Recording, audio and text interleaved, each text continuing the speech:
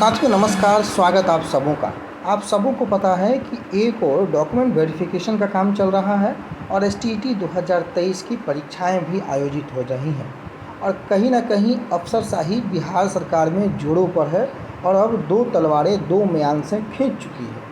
एक और माननीय शिक्षा विभाग के अधिकारी और मुख्य सचिव महोदय की ओर से एक पत्र जारी हो गया और ये कहा गया कि डॉक्यूमेंट वेरिफिकेशन में शिक्षा विभाग की ओर से जिन कर्मियों पदाधिकारियों की नियुक्ति की गई है उन प्रतिनियुक्ति को तत्काल प्रभाव से रद्द किया जाए। और दूसरी ओर माननीय अतुल प्रसाद जो कि चेयरमैन है बीपीएससी की, उन्होंने अब से मात्र 3 मिनट पहले एक ट्वीट किया और ये बात को स्पष्ट दो टूक शब्दों में जवाब दे दिया कि जिन लोग ने इस डॉक्यूमेंट वेरिफिकेशन को रोकने की कोशिश की है उनको और अधिक प्रयास करना चाहिए। यानी कि दोनों ओर से मामला गर्म है। पूरी खबर को हम दिखाते हैं आपको क्या कुछ है। और डॉक्यूमेंट वेरिफिकेशन को लेकर के कई जिलों ने एक पत्र भी निर्गत कर दिया है कि हमारे यहाँ क्या डॉक्यूमेंट वेरिफिकेशन होगा या नहीं होगा।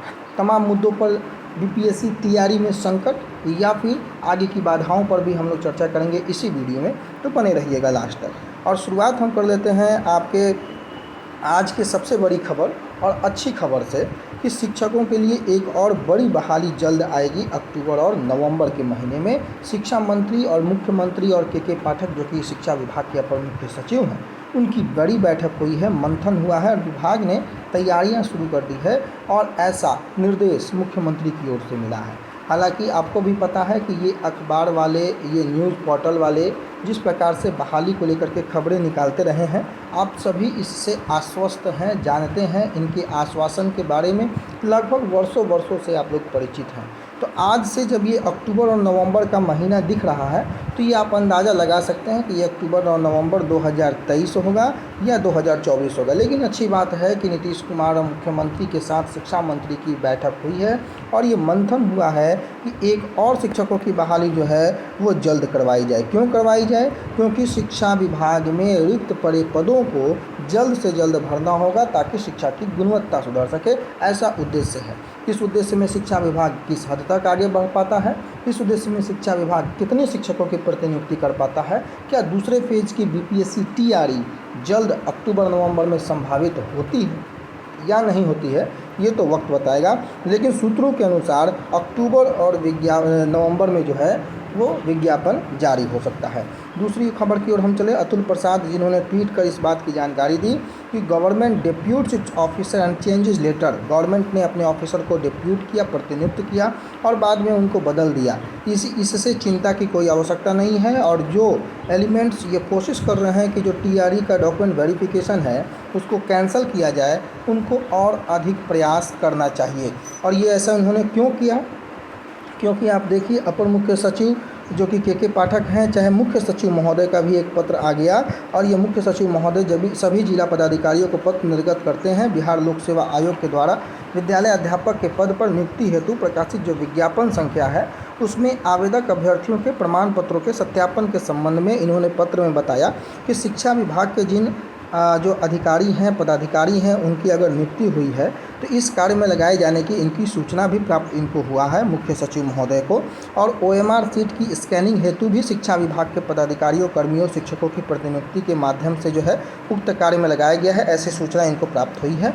और इस संबंध में इन्होंने सूचित किया है कि वर्तमान में शिक्षा विभाग के द्वारा विशेष अभियान के अंतर्गत राज्य के सभी जिलों में सरकारी विद्यालयों में विद्यार्थियों की उपस्थिति में वृद्धि करने हेतु तथा विद्यालयों में विभिन्न प्रकार की व्यवस्थाओं के सुदृढ़ीकरण हेतु विशेष अभियान चलाया जा रहा है, जिससे शिक्षा विभाग के सभी पदाधिकारी, कर्मी, शिक्षक के माध्यम से विभिन्न कार्य का संपादन एवं गहन पर्यवेक्षण शिक्षा विभाग द्वारा किया जा रहा है।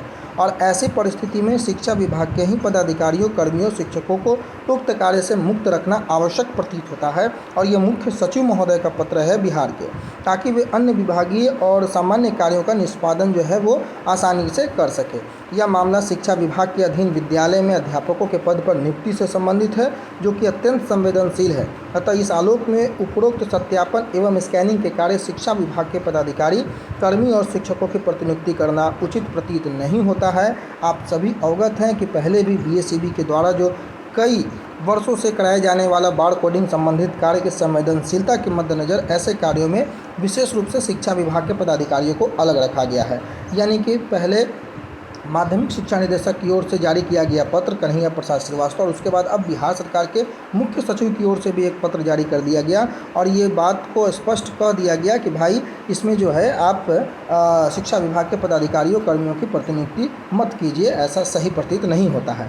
और उसी के तुरंत बाद जो है आज अतुल प्रसाद जी ने ट्वीट किया, 3 मिनट पहले का ये मैंने जब स्क्रीनशॉट लिया है, और उन्होंने इस बात को स्पष्ट रूप से कह दिया कि गवर्नमेंट ही पहले डिप्यूट करती है और बाद में चेंज कर देती है उतने ऑफिसर्स को। लेकिन जो भी एलिमेंट, इन्होंने 2 टूक शब्दों में कह दिया कि जो भी एलिमेंट ये कोशिश कर रहे हैं कि जो टीआरई का डॉक्यूमेंट वेरिफिकेशन है उसको कैंसिल किया जाए, तो इनको इसके लिए और अधिक प्रयास करना चाहिए। इससे नतीजा साफ है कि यूपीएससी के चेयरमैन साहब डॉक्यूमेंट वेरिफिकेशन को लेकर के काफ़ी सीरियस हैं और नहीं रुकेगी डॉक्यूमेंट वेरिफिकेशन। एक तरीके से 2 टूक शब्दों में इन्होंने इस बात का जवाब जो है अपने शब्दों में देने का प्रयास किया है।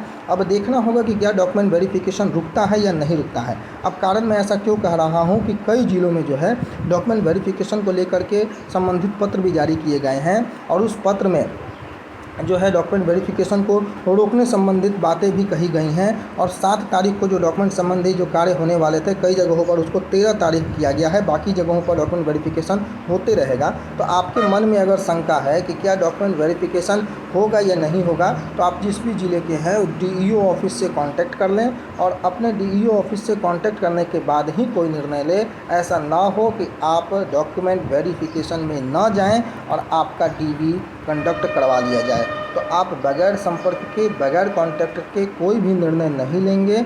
बिना डीईओ ऑफिस या फिर जिला शिक्षा पदाधिकारी के कार्यालय से जो संबंधित अधिकारी हैं उनसे संपर्क करने के बाद ही आप कोई निर्णय लेंगे। अब तक डॉक्यूमेंट वेरिफिकेशन को लेकर के स्थितियां बिल्कुल स्पष्ट नहीं हैं, कई बातें हो रही हैं, इसलिए बिल्कुल भी घबराने की बातें नहीं हैं। जब तक ऑफिशियल कोई लेटर आप ना देख लें तब तक यकीन ना करें, आप डॉक्यूमेंट वेरिफिकेशन के लिए अपनी जो भी तैयारियां हैं उसको करते रहें। तो ये तो हो गई बहुत जो डॉक्यूमेंट वेरिफिकेशन को लेकर के जो उहापोह की स्थिति है उस पर। लेकिन शिक्षकों की बहाली से संबंधित भी एक अच्छी जानकारी है कि दूसरे फेज़ की बहाली भी आ जाएगी और हम उम्मीद करते हैं कि इस बार बिहार सरकार जो है कम से कम अपनी बातों पर खरी उतरे और अक्टूबर-नवंबर के महीने में जल्द ही दूसरे फेज़ का विज्ञापन जारी करें। जो मंथन शिक्षा विभाग कर रहा है उस मंथन में शिक्षा विभाग सफल हो और नए अभ्यर्थियों को एक बार पुनः मौका मिले इस बहाली में पार्टिसिपेट करने का, परीक्षा देने का। लेकिन एसटीईटी को लेकर के अगर जो खबरें हैं, जिन लोगों ने एडमिट कार्ड डाउनलोड नहीं किया है, उर्दू, मैथिली, संस्कृत, अंग्रेजी पेपर 2 के विषय के कोड हिंदी, अंग्रेजी, भौतिकी, रसायन विज्ञान, जंतु विज्ञान, अर्थशास्त्र, समाजशास्त्र, मनोविज्ञान, आपका जो एडमिट कार्ड है वो अपलोड कर दिया गया है। आप उसको जा कर के bpscbscbstet.com पर आप अपलोड कर सकते हैं, डाउनलोड कर सकते हैं और वहां से फिर आप एडमिट कार्ड लेकर के परीक्षा में जा सकते हैं। तो तमाम जानकारियों के साथ इस वीडियो को यहीं छोड़े जाते हैं। तब तक के लिए अपना बहुत ख्याल रखिएगा। धन्यवाद।